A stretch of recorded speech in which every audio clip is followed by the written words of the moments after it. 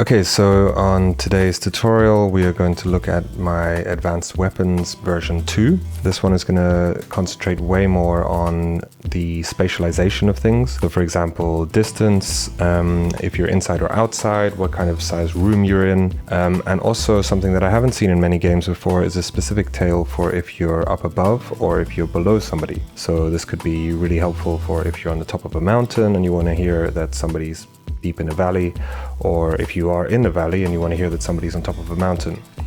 So it's been, a tricky thing for game audio to illustrate above and below, and a lot of the time people use EQ, which can also help. But for this specific tutorial, I'm going to use a dedicated tail for above and below.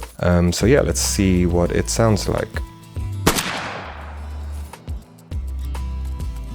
And then at a distance, so I actually have this set to 1 kilometer because the current game that I'm working on, we want sounds to be heard from very far away, but you can choose whatever distance you prefer. So yeah, let's just see what that sounds like from slightly further away. And further away still. There's not really too much difference because this is kind of just to illustrate to the player. This gunshot is so far away, there's no point to really recognize that it's gameplay relevant, But as for the closer sounds, we want a lot more detail, and even for the medium range, we still want it to sound scary. 0 meters. 20 meters. 40 meters. Those are all very gameplay relevant because if somebody's 40 meters away, they're probably going to be able to kill you. And then past 50 meters, let's say 75 or 60. That's still in lethal range, but it's a little bit less lethal than obviously 20 or 40 meters away. Cool, so that's the distance. Now let's try what it sounds like if somebody is above you. And if somebody is below you.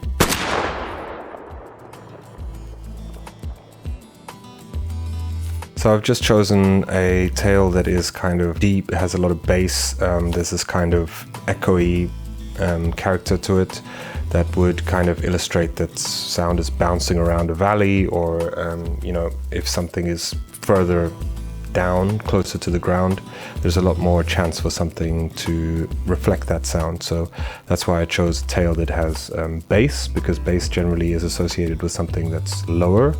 And then also it has this kind of long tail where it sounds like it's bouncing around the environment for whatever reason. So let's take a listen to that.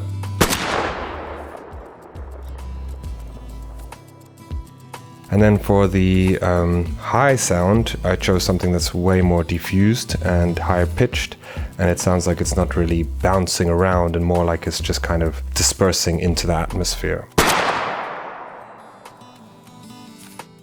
So it has this kind of white noise property. It's got less detail and is higher pitched. So again, higher pitched things tend to make you think of something that is above you. And it doesn't have all this echoey characteristics that you might find in a more detailed landscape. So this could perhaps illustrate that you're on top of a mountain. And then this can illustrate that maybe you're in a valley.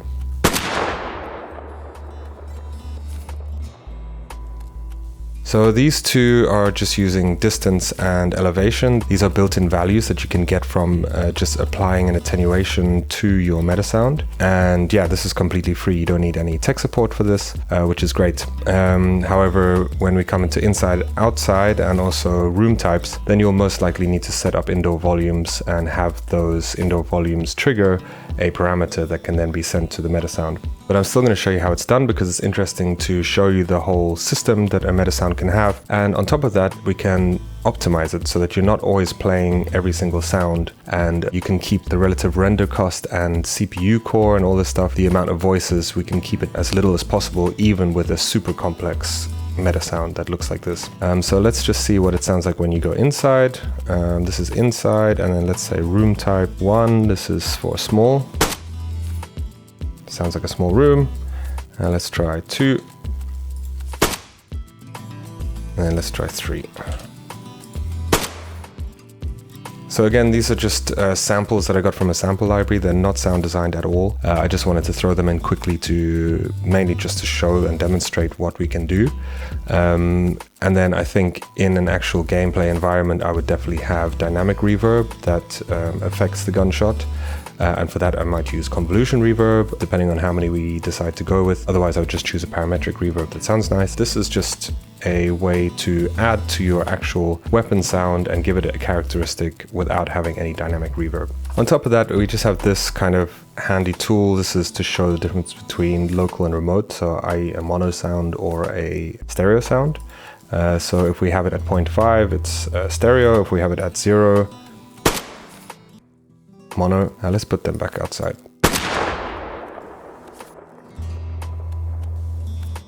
And then back to stereo. And then if we want to check it out, we can just check out what kind of information is just on the sides.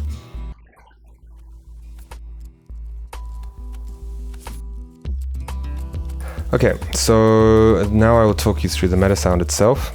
We start off with the rooms, and I'll show you how to switch the rooms. This is a switch select using an integer type. This is a patch that I created, so I can show you how to make that. I can also show you how to optimize it. So you do this trigger compare, and then that means that it's not playing every single one of these sounds, even if you are not in that room. So it's a nice way of optimizing. Then we also have this wavetable bank attenuations. So for example, our indoor tails, we don't want to attenuate for as long as our outdoor tails, as well as, you know, the metal sound, we might want to quicker drop off than the body of the gunshot, and the tail we probably want to linger for as long as possible. So I'll show you how to do that all within one MetaSound. We can have different fall off curves. On top of that, we have crossfade by parameter. So this is going to have the different layers for our gunshot processed in DAW. And then we have again the wavetable, crossfade by distance. So this is the reference gunshot, but we'll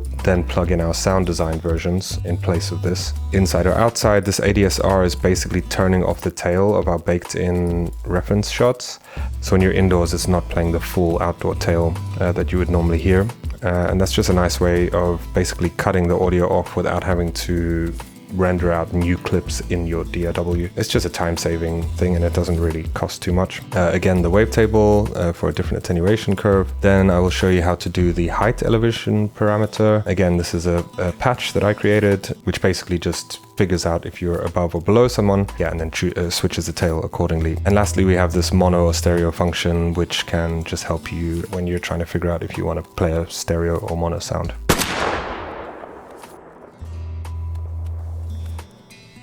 Oh, and lastly, we also want to turn the sound off, and because this is very dynamic, sometimes this is playing and this is playing, but then sometimes this is turned off and this one is playing, and they all have different length tails. So this is just a way to make sure that the unfinished only unfinishes when you have finished all the audio, basically when the audio is run out. It's super useful because if you have highly dynamic MetaSounds, you cannot really play from unfinished from this one, because it might be the case that this will take much longer, or this one will take much longer, or maybe this one doesn't ever get triggered. So if you have it unfinished and you're just basically level with the character, so you don't play a tail above or below, then you won't have an unfinished coming from here. So basically we need a way to figure out when does the actual audio stop playing, and then trigger the unfinished from there. So I'll split these all up into different videos so that I don't have to make an hour-long video and then accidentally forget a chunk like I did in the last tutorial.